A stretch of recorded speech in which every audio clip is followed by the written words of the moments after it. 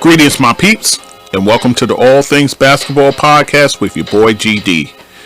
In this second episode on the player spotlight on Maya Moore Irons, we'll cover her as a person, all she's done off the court, including the advocacy. Also, we'll do her accolades, as well as a few quotes from her, as well as what others had to say about her. So just sit back, relax, and enjoy the show.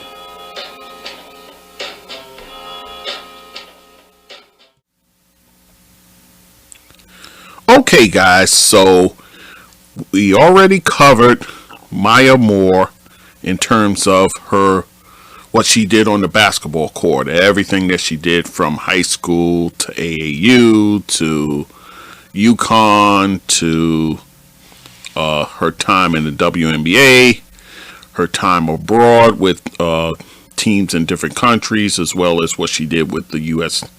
national team, both in FIBA and in the Olympics. So let's concentrate now on Maya Moore, the person. So let's go there. So let's get started. Maya, she came from a devout Christian background, and she's well rooted in her faith. Her constant prayer, in fact, is for humility to know that all that she accomplished, everything can go away just like that. So that really gave her the drive to continue to succeed on the court. So definitely her faith has carried her in that regard. As a child, she wanted to be a singer. In fact, she started playing the guitar and the drums as a young child. So, and her main goal really is to be seen as much more than a basketball player. And she was very intentional about being viewed as a role model, and she carried herself accordingly. So, and just a few other tidbits here that she shared. The best advice she's gotten was from her coach, Geno Auriemma, who taught her to take more risk, because in basketball, if you overthink things, the moment will pass you by. And that's good advice for life off the court too. The music she likes to warm up to, she likes music that's upbeat with a good message. So her favorite singer is actually a hip-hop artist in the gospel field, Canton Jones. When she's on the bus going to the game, she listens to him in her little world, singing and dancing, and his music gets her ready to play every time. Her guilty pleasure, red velvet cake. She absolutely loves it, and not some cupcake either. She likes actual slice of cake. So that way the icing ratio is higher, and that makes the difference. Her best mood booster is to teach kids to shoot a basketball.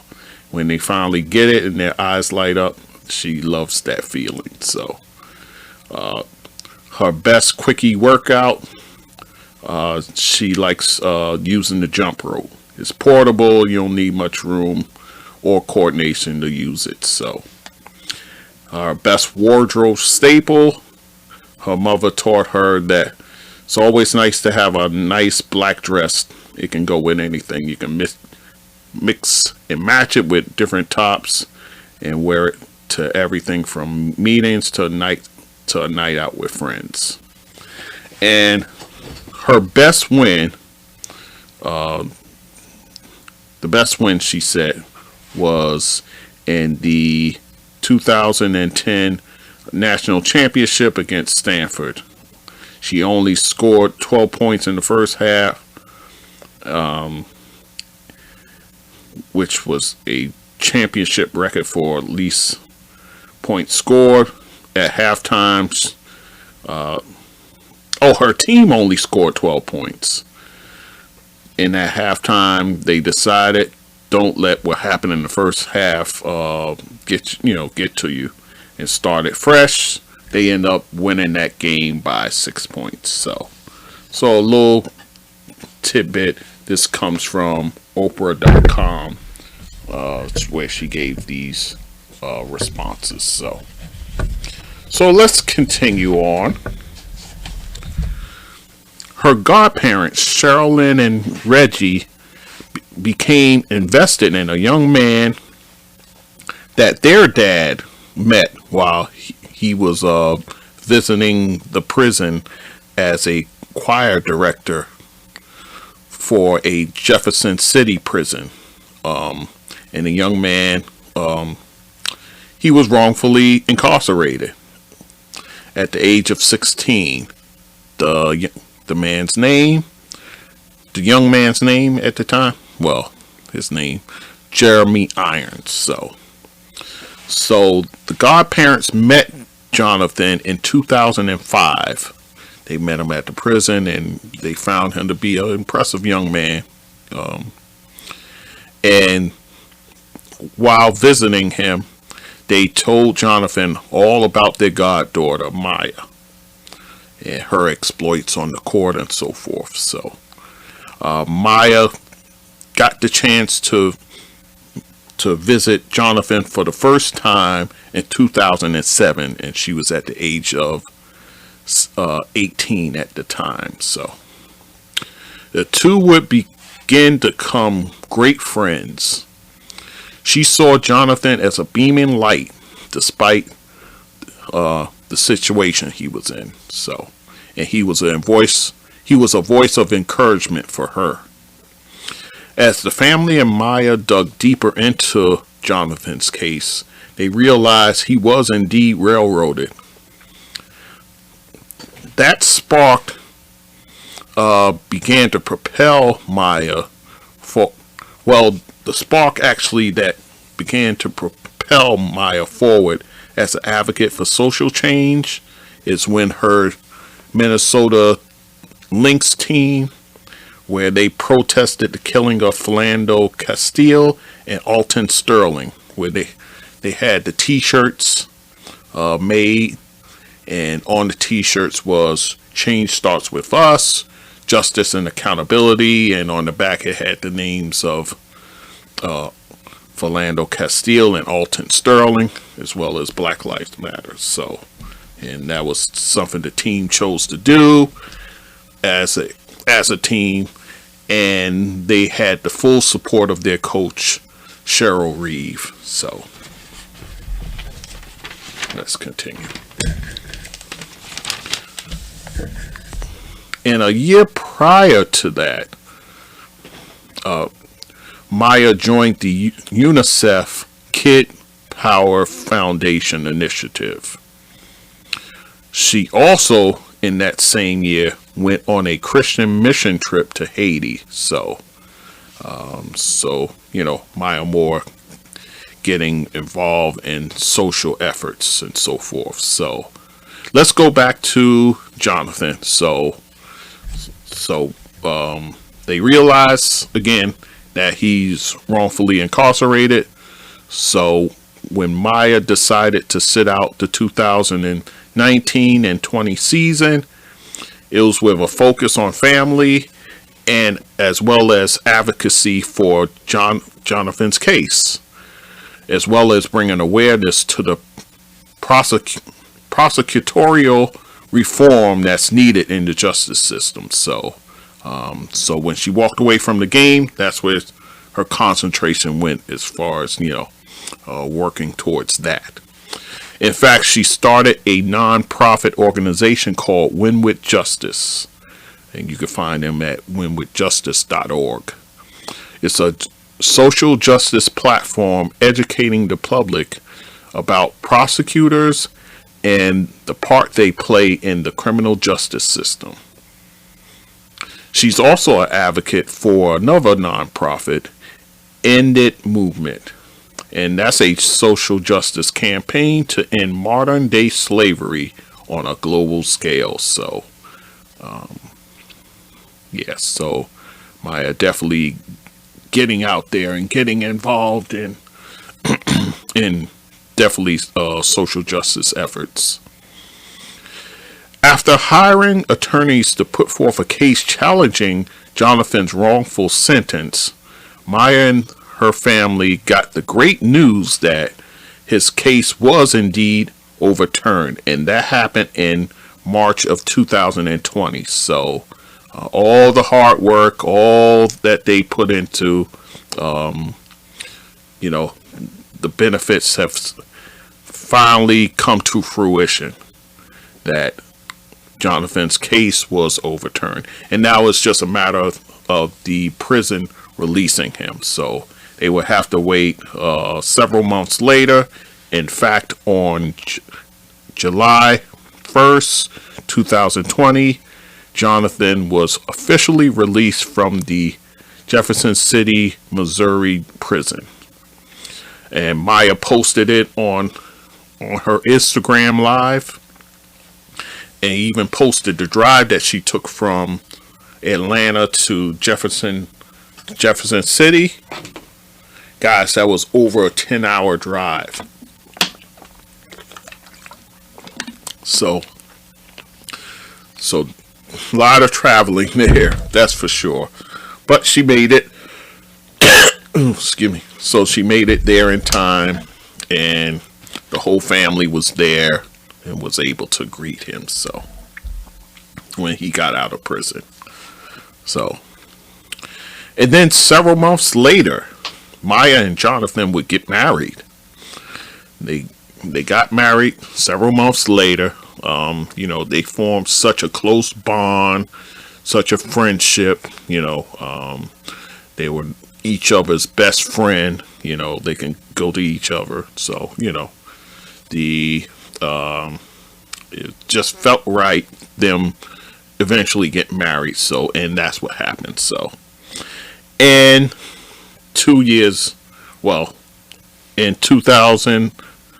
July of 2022, they will welcome their first child into the world. So, so definitely God's blessings upon them.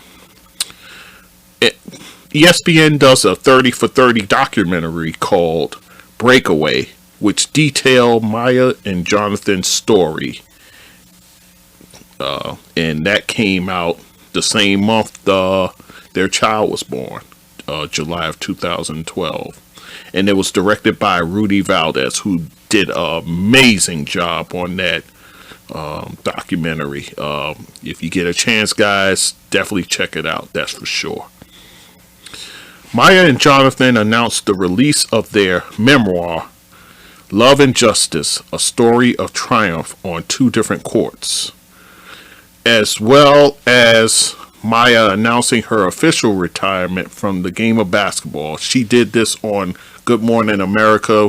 She was talking to Robin Roberts. So, and she did that in just last month, January 2023. So Maya Moore makes it official. She has left the game of basketball as far as playing career goes. So that is Maya Moore and the story behind her reasons for leaving basketball, and the wonderful story and love story between her and Jonathan Irons. So definitely kudos to them and the family as well. So, all right, guys. So let's get into the accolades.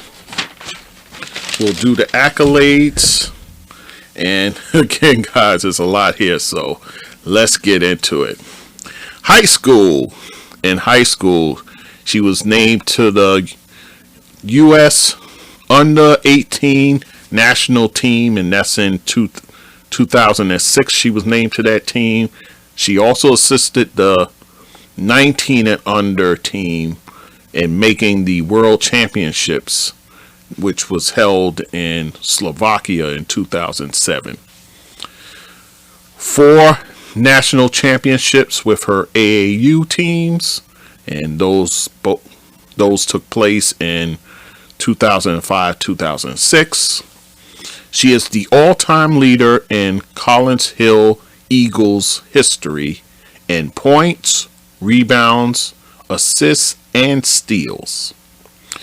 She is a 3-time Georgia State champion and won national championship in high school women's basketball. So she was the Gatorade National Player of the Year in 2007.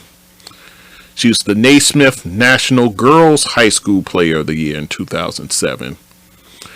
She is a WBCA High School Coaches All-American, and that happened in 2007, and also WBCA High School Game MVP, and she did that with the red team in 2007. So on to UConn. At UConn, this is what she did. USBWA National Freshman of the Year in 2008. Also Big East Freshman of the Year that same year. She is a 4-time AP All-American First Team from 2008 to 2011. 4-time USBWA All-American in the same amount of years. 4-time WBCA Coaches All-American. She's a 3-time Big East Player of the Year, including her freshman year, which is a first for male or female to be named Conference Player of the Year, as well as 2009 and 2011. She is a 3-time Wade Trophy winner from 2009 and 2011. They only give it to players who are sophomores and above, so she's a 3-time Wade Trophy winner there. She is a 3-time SIDA Academic All-American First Team.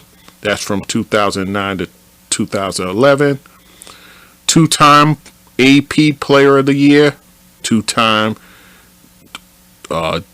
John R. Wooden Award winner as well. 2-time Naismith College Player of the Year. And that was done in 2009 and 2011. 2-time Academic All-American of the Year. 2-time Honda Sports Award winner in basketball. And she did both of those in 2010, 2011. 2-time NCAA champion, as I noted, the 2 undefeated seasons, 2009, 2010. NCAA tournament most outstanding player in 2010. All Sports Academic All-American of the Year, 2011. 3-time SB Best Female College Athlete, and she did that from 2009 to 2011. The Honda Broderick Cup co-winner in 2010, and then the Honda Broderick Cup winner, no co-winner, she's the sole winner in 2011. Best Female Amateur Athlete and that's from Connecticut Magazine, 2010. Lowe's Senior Class Award, 2011. Elite 88 Award for Division I Women's Basketball. She got that in 2011. And she was selected to play a basketball game at the White House, supporting wounded servicemen and women. And she was the only collegiate player to play in that game. Other players were LeBron James, Dwayne Wade, Carmelo Anthony, Chris Paul, Derrick Rose, Magic Johnson, and Bill Russell. And that's in 2010. So So, with the Minnesota Lynx in the WNBA, this is what she did. A 6-time WNBA All-Star, a 5-time All-WNBA First Team, 2-time All-NBA Second Team, 4-time WNBA Champion, WNBA Rookie of the Year, also named to the All-Rookie Team. She led the WNBA in scoring in 2014 and led the WNBA in steals in 2018. Along with the 6-time All-Star appearances, 3 All-Star MVP awards, WNBA Finals MVP, she won that in 2013. WNBA MVP 2014, she won that. 2-time WNBA All Defense Team, and she was second team in that 2014 and 2017. ESPNW Impact 25, one of the impactful in the top 25 impactful athletes rather, and that was in 2014. She was named to the WNBA's 20th anniversary team in 2016 and on the 25th anniversary team in 2021. Internationally, this is what she did. 3-time Women's Chinese Basketball Association champ, and she did that from 2013 through 2015. 2-time EuroLeague Women's champ. She did that in 2012 and 2018.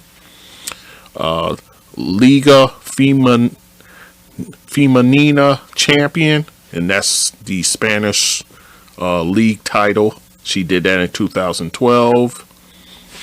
FIBA, 2-time FIBA world champion, 2010, 2014. She's gold medalist there. In 2014, she was the FIBA World Champion MVP as well. 2-time Olympic gold medalist in 2012, 2016. She is the winner of the Arthur Ashe Coward Award, and that's given by the ESPYs, and she got that in 2021. And guys, if you want to hear a great speech, her 7-minute speech, absolutely wonderful. It's on YouTube. You go search it. And she is eligible for the class of 2024 for the Naismith Basketball Hall of Fame. And I imagine if she gets onto the ballot, she will be a first year, definitely a first year entry into the Hall of Fame, that's for sure. So yeah, I can't wait to hear her speech when that happens. So alright guys, so that is going to do it for her accolades. A few quotes from her, and then we'll do what others have to say as well. So this is her talking about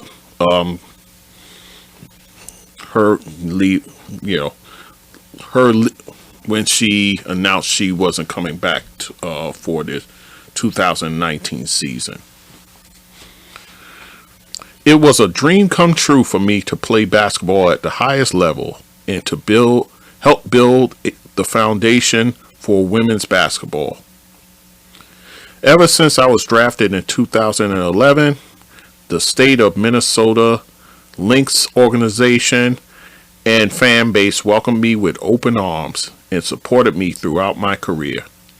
I will forever be grateful for Glen Taylor, that's the owner of the Minnesota Lynx, Coach Cheryl Reeves and the Lynx community for all of the support, and am excited to continue this next chapter in my life. So that is from Maya Moore. So a few quotes from her, and then we'll do what others have to say. So let me find it here. Yes.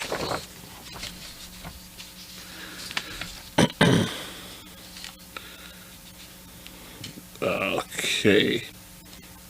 Oh, that's pretty much the same as what I just said. So good, even better. All right. So in her own words.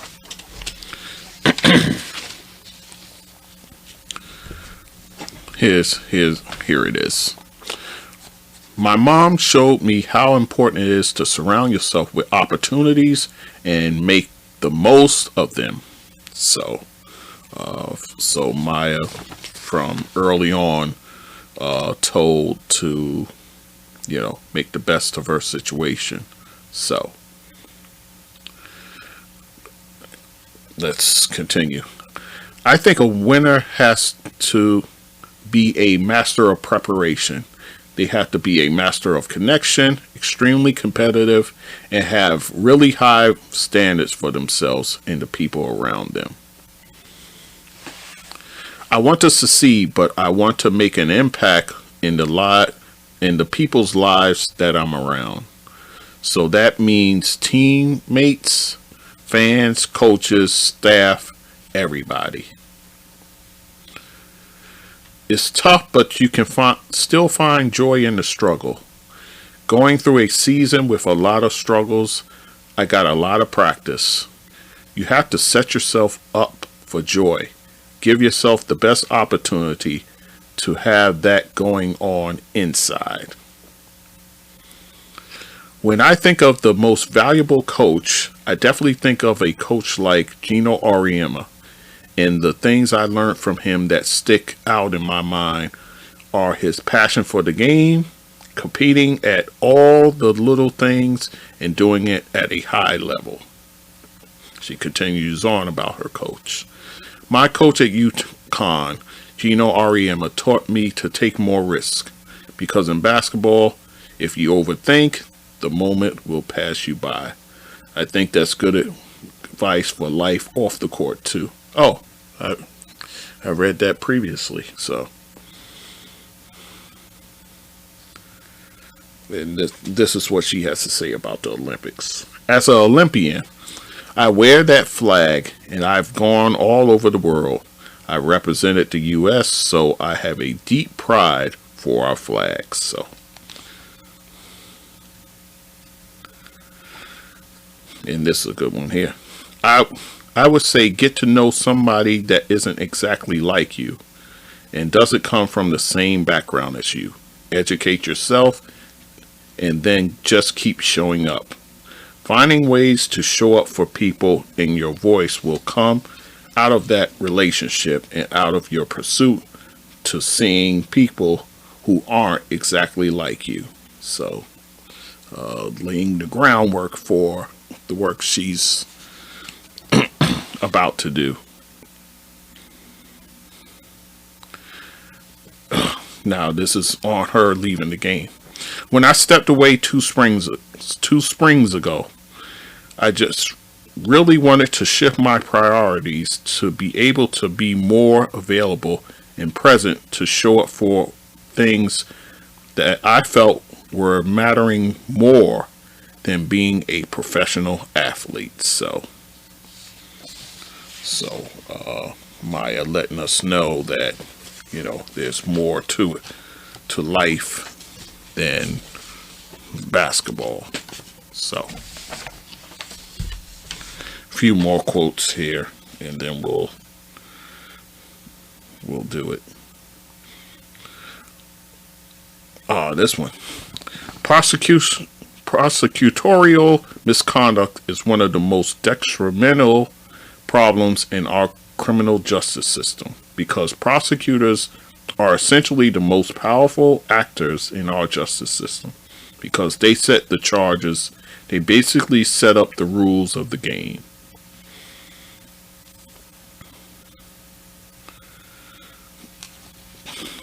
My perception has changed from thinking if someone's in jail, they're supposed to be, to there's a lot of factors that's not that simple. So, and she's come to learn that, from the situation that Jonathan was in.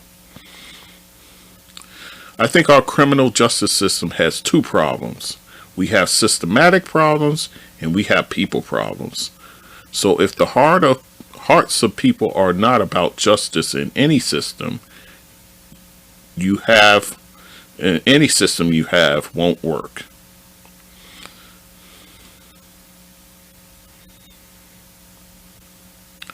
And then she says this: our country comes from a centuries-long culture of dehumanizing black and brown bodies. So what role does racism play? A huge role. You can't downplay how deeply woven and embedded this is in our country. So there's that. And this is about her faith. I walk with the Lord, just trusting day by day and week by week and month by month what the next season holds and what the best next move for me is.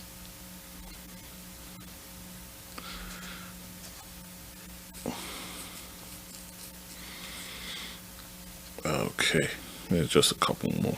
I think legacies are the most meaningful, with the impressions that a person can leave on a group of people.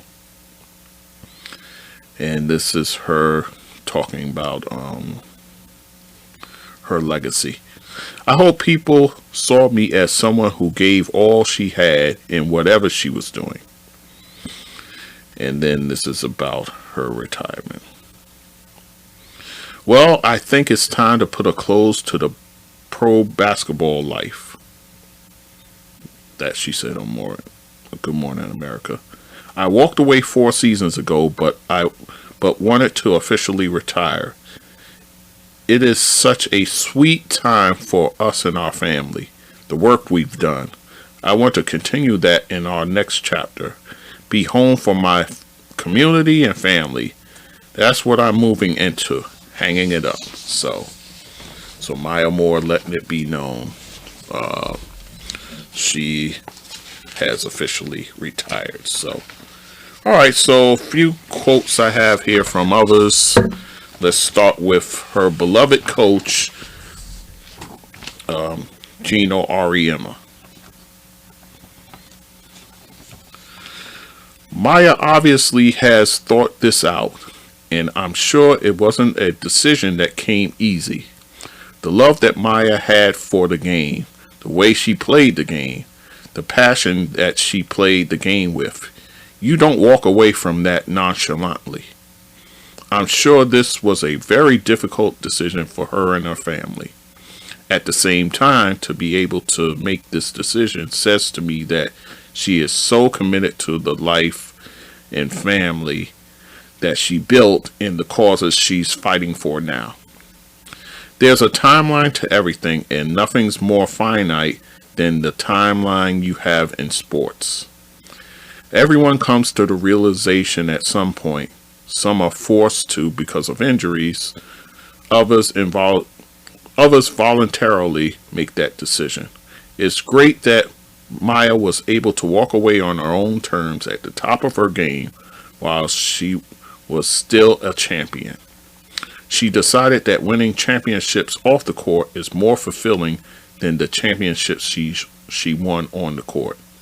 I have no doubt in my mind that the success she had in high school, in college, in the pros, in the Olympics have prepared her for even greater success for her family, and the community that she's a part of. I'm really proud of her for making this decision. And this is from Geno Auriemma. People try and pay them out as this insensitive guy. I know he had the war words with the late great Pat Summitt and so forth. But he seems like in his as he's going along, he's getting a little mushy in his later age. But but he definitely has such a love for Maya and what she's doing. So that comes from a genuine place. So definitely props for that. Now this is a statement from Cheryl Reeve, her Minnesota Lynx coach. Over the last year, we have been in frequent contact with Maya around the great work in the criminal justice reform and ministry in which she is fully engaged. We are proud of the ways that Maya is advocating for justice and using her platform to impact social change. So that is from her coach, Cheryl Reeve. This is from the owner of the Lynx, Glen Taylor. Maya Moore has forever left a mark on the state of Minnesota, the Minnesota Lynx franchise, and the hearts of Lynx fans everywhere. Maya's accolades are numerous. Yeah, I just read them all. Her leadership and talent, both fearless and inspirational, set the foundation for the most exciting and historic championship run in the league from 2011 to 2017. While today culminates Maya's basketball career, there is no doubt she will continue to impact the game we all love. We wish Maya all the best and will root for her always. So that is from Glen Taylor, the Minnesota Lynx owner. This is a few tweets and some other sources as well. So Maya Moore has officially announced her retirement from the WNBA. In just 7 seasons, it's 8 actually. 7. Yeah. Moore completely dominated, winning 4 WNBA championships. She's one of the best, if not the best, to step on a court. Truly a legend. Good luck in your next chapter. And this is from the page Women's Hoops with a Z. Okay, here's another. Maya Moore officially announces retirement. Besides a phenomenal all-time great player, she needs to go down in the pantheon of great athlete activists in a corrective way that has eluded her in real time. And this is from Chuck Modi.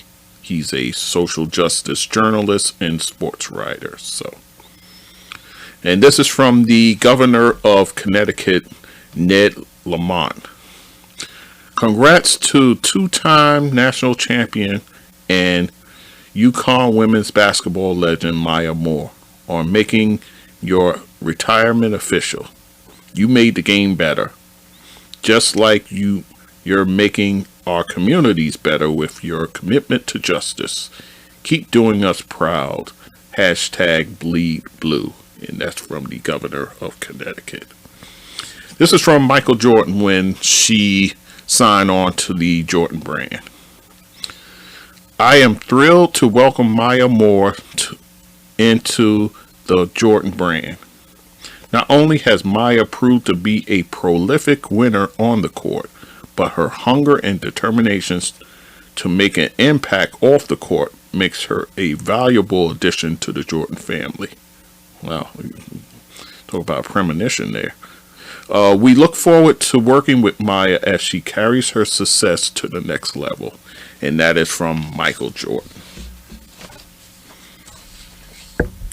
2 more and then that's it. This is from James Wade. He is the Chicago Sky coach. And this is upon Maya Moore announcing her retirement. I've been fortunate enough to be in spaces with Maya where I was able to coach her overseas, and in Minnesota, where we were able to win multiple championships together. So I guess he was on the bench as an assistant coach. Being with her overseas, I was able to get to know her on a real personal level because there weren't a lot of Americans there, and our families were able to connect. Just knowing her as a person, knowing how big her heart is, and knowing how much she has given and meant to the game is something that will be a part of me for a long time.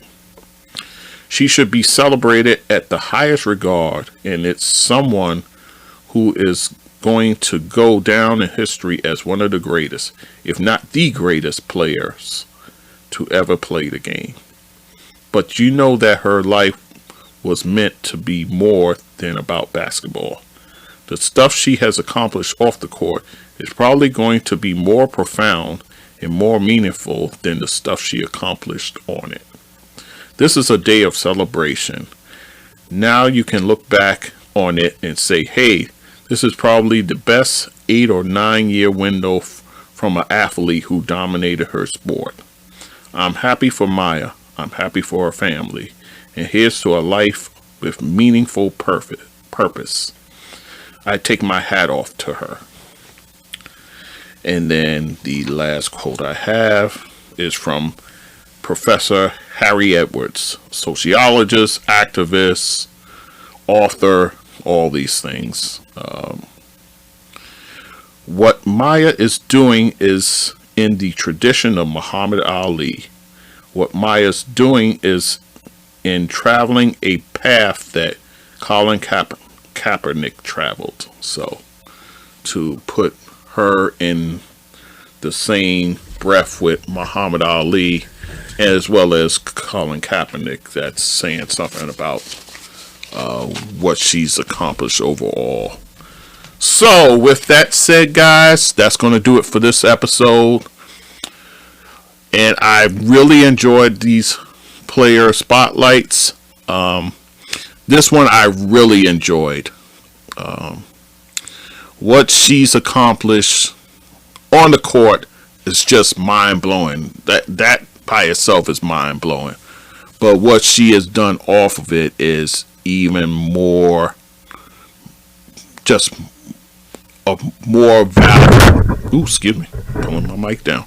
Of more value, just to make an impact in someone's life the way she did, man. My hat's off to her.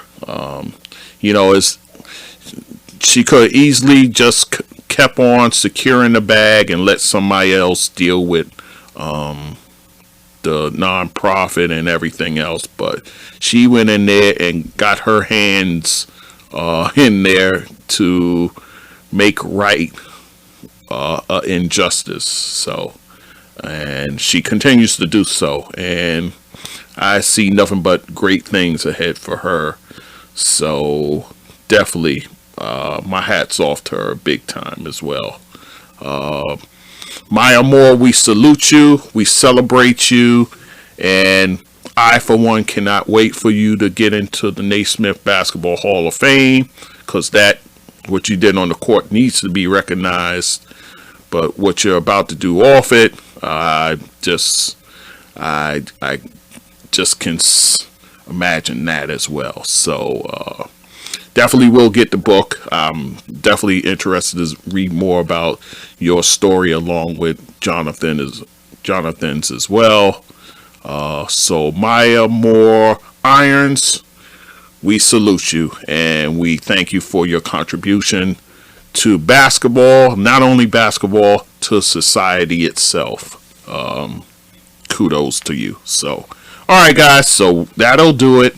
So, again, I'll get back to the natural order of basketball, what's going on. A lot's taking place in the month of February that I kind of skipped because I was busy with these player spotlights. Maybe next year I'll just do a couple in a month. And again, not overpromise like I did this month. So, nonetheless, so I'll get back to the business of basketball, and we'll get into all that. So, all right, guys. So once again, I thank you for listening. For reviews, go to the website, allthingsbasketballwithgd.com. You can make your reviews there, comments, anything you want to see me talk about. You can do that. Also on Apple Podcasts, you can leave reviews there. Also on Podchaser, you can leave reviews for me there as well. YouTube channel, All Things Basketball GD.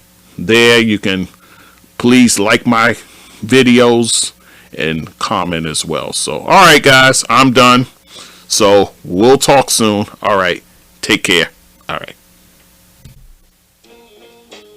So, my peeps, if you like what you're listening to, you can go to my website, www.allthingsbasketballwithgd.com.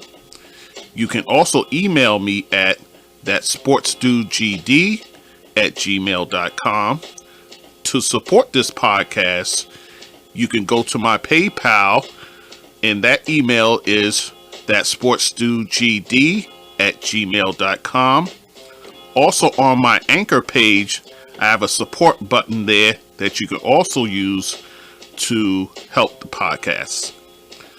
I'm on all the major platforms like Anchor, Spreaker, Google Podcasts, Amazon, SoundCloud, YouTube, Castbox, Radio Public, Podchaser, just to name a few. And also you can find me on social media, Facebook, Instagram, Twitter, TikTok, Clubhouse, and Fanbase. So once again, I thank you for listening and supporting this podcast, and take care and be safe.